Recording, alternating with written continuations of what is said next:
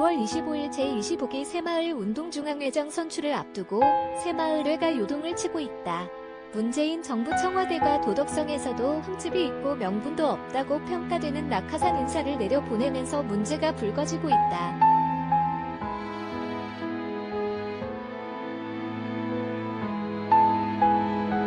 2018년 농민운동과 생명운동 출신의 정성원 현 회장이 새마을 중앙회장에 선출되면서 이른바 관변단체의 대명사였던 새마을회는 대변화를 모색해왔다고 알려져 있다.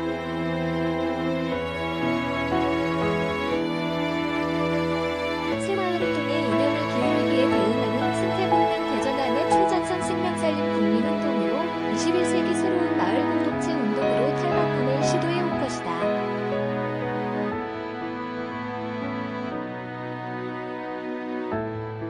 새마을운동의 새로운 대전환과 문재인 정부의 중앙회장 낙하산 인사에 대해 외부 필자의 글을 2회에 걸쳐 싣는다.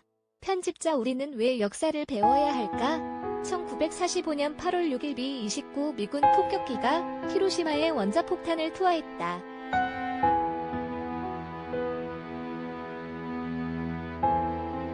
8월 8일 스탈린 체제의 소비에트 연방이 일본의 전쟁을 선포했다. 8월 15일 일본 제국주의는 항복을 선언했다. 소련군은 만주와 한반도로 물밀듯이 밀려왔다.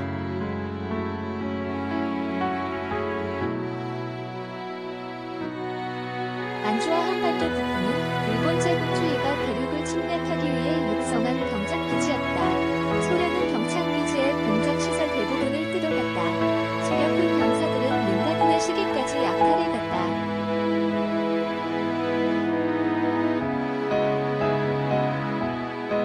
1946년 4월 소련은 점령하고 있던 만주 지역을 마오쩌둥의 형군에게 인계하고 철수했다.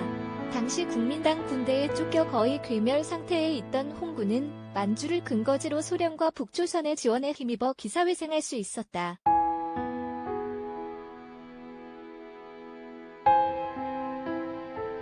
1949년 10월 1일 국공내전에서 승리한 마오쩌둥은 베이징 천안문 광장에서 중화인민공화국 수립을 선포했다. 마오의 중국은 수백만에서 수천만으로 추산되는 중국인민의 숙청이라는 이름으로 살해하고 굶겨 죽였다.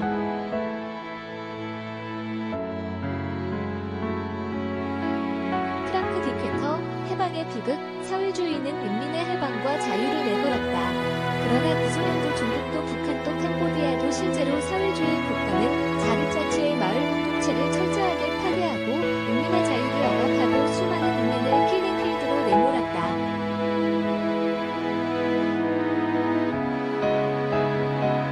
그렇게 20세기 사회주의 실험은 완전한 실패로 끝나고 말았다. 나비우바라는 말이 있다. 일본 히로시마의 원폭 투하는 소련군의 만주 점령과 중국 공산당의 기사회생, 그리고 수백 수천만의 인민 학살과 수천 년간 내려오던 중국의 자립자치 마을 공동체의 파괴로 이어졌다.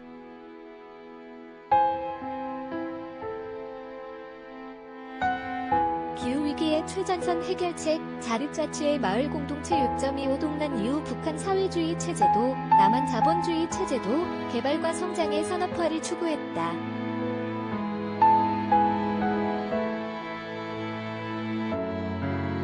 그 결과 남북항공의 자립자치의 마을 공동체는 철저히 파괴되고 말았다. 북한은 말할 것도 없고 남한 또한 마을 공동체는 사라지고 만인에 대한 경쟁만이 남은 노래할 사회로 전락해버렸다.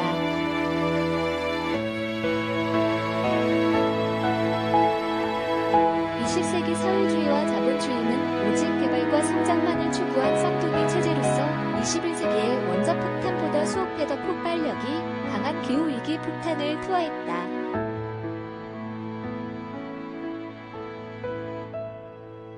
우리는 지금 미래의 자원을 뜯어다 오늘의 풍요를 누리는 약탈경제 체제 속에서 시한부 삶을 살고 있는 중이다.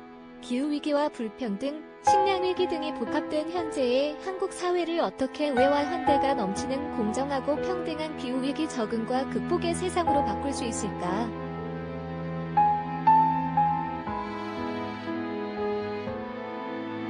그 해답 가운데 하나가 국가의 주권자인 국민의 자립자치 마을 공동체 복원이다. 기후위기 극복의 주체는 주권자 국민, 주민, 이고 에너지와 식량의 자립자치 지역 공동체다.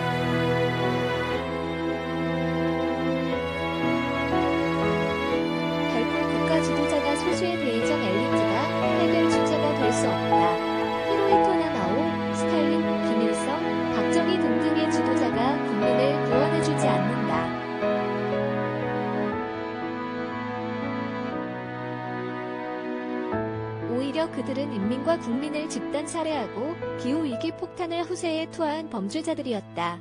자립자치의 사회성 동물 군집체인 벌들은 분봉을 할 때 수백 마리의 정찰벌들이 깃털을 고르기 위해 대략 10여 군데의 후보지를 놓고 치열한 민주주의의 토론을 거쳐 깃털을 결정한다.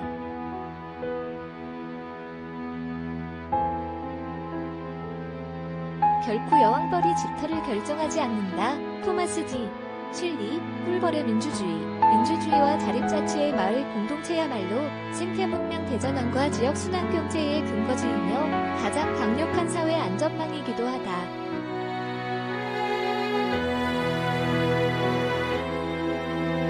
비폭력 평화 시위로 주권자의 성숙한 민주주의를 세계에 과시했던 촛불 민주주의의 성과는 그것이 다름 아닌 대한민국의 주권은 국민에게 있다는 사실과 주권자가 권력자라는 사실을 모든 국민들에게 새롭게 각성시켰다는 점일 것이다.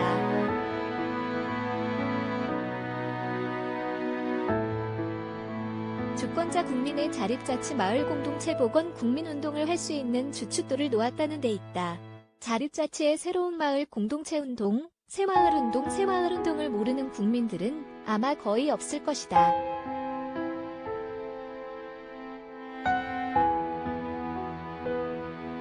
관공서건 마을 회관이건 대한민국 방방골골 어디에나 걸려있는 녹색의 새마을 깃발, 이른바 관변단체를 대표하는 새마을회 바로 그 단체의 국민운동이다.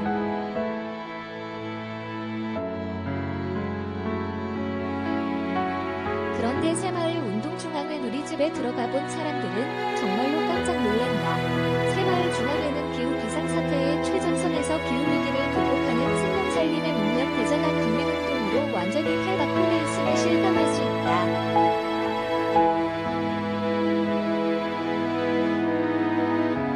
새마을운동은 유기농으로의 생명농업 전환과 재생에너지로의 에너지 전환을 풀뿌리 밑바닥에서 실천하는 자립자치의 새로운 마을 공동체 운동으로 완전히 새롭게 탈바꿈해 가고 있는 중이다.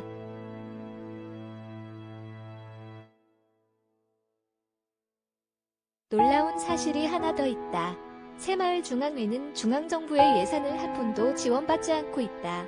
물론 지역지부나 지회는 자치단체와 함께 협치, 사업으로 다양한 봉사활동과 자치활동을 벌이고 있다.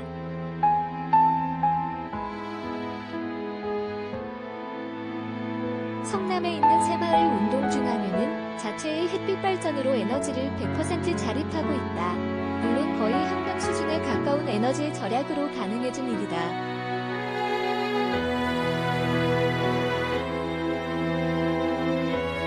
새마을중앙회에 가면 복도가 어두컴컴하다.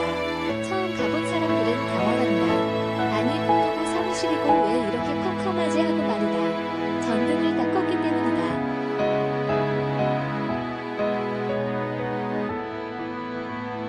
사무실도 어지간하면 전등을 켜지 않고 있다. 물론 일을 하는 공간은 환하게 불을 켜고 있다. 식당에 가면 식탁에 휴지도 없다. 잔반도 거의 나오지 않는다.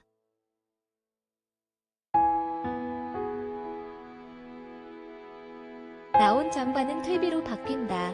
적정 기술을 배우는 곳도 있고 2018년에 주차장을 뜯어내고 지은 아사달 영농형 유기농 햇빛발전소도 있다. 곳곳에 주차장을 뜯어내고 밭을 일구어 놓았다.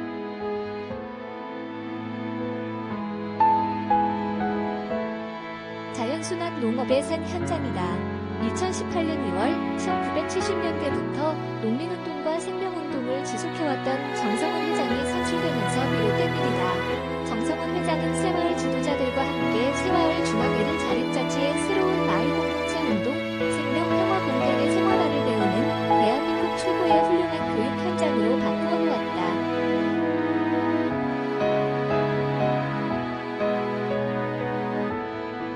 2021년 현재 새마을중앙회는 전국의 52개 사회단체, 지방정부와 생명살림국민운동 협약을 맺고 연대와 협력 사업을 하고 있다. 코로나 때문에 잠시 중단되고 있지만 경기도를 비롯한 전국의 초중고생들과 성인들이 새로운 마을 공동체 운동 연수를 받기 위해 줄을 서고 있는 까닭이다.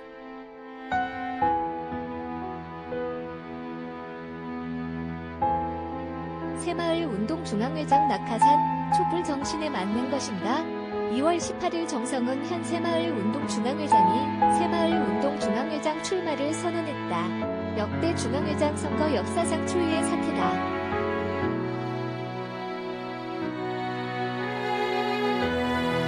이른바 일선에서 밀고 있다는 이시국이 중앙회장 후보는 염홍철 씨로 알려졌다. 그는 민주당, 한나라당에서 열린 우리당으로 자유선진당 등으로 당적을 수도 없이 오락가락한 철새 정치인이다.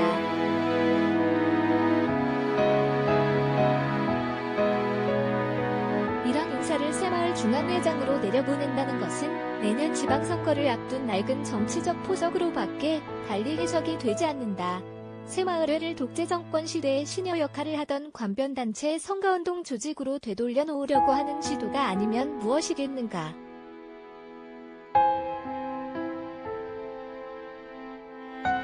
물론 낙하산 논란이 있다 하더라도 권피와 독재체제를 혁파하기 위한 과감한 인사는 반드시 필요하다. 그러나 민간단체는 전혀 다르다. 이른바 관변단체는 문재인 정부의 공약이기도 한 주민자치의 확대와 새로운 풀뿌리 민주주의 확립을 위해서도 자립자치의 새로운 국민운동단체로 변신할 수 있게끔 지원해야 한다.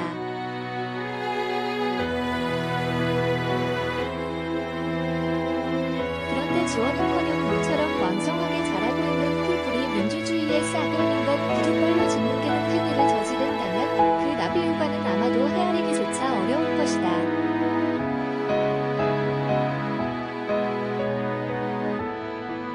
문재인 정부와 청와대는 촛불 정신에 반하는 낙하산 인사를 철회하길 바란다.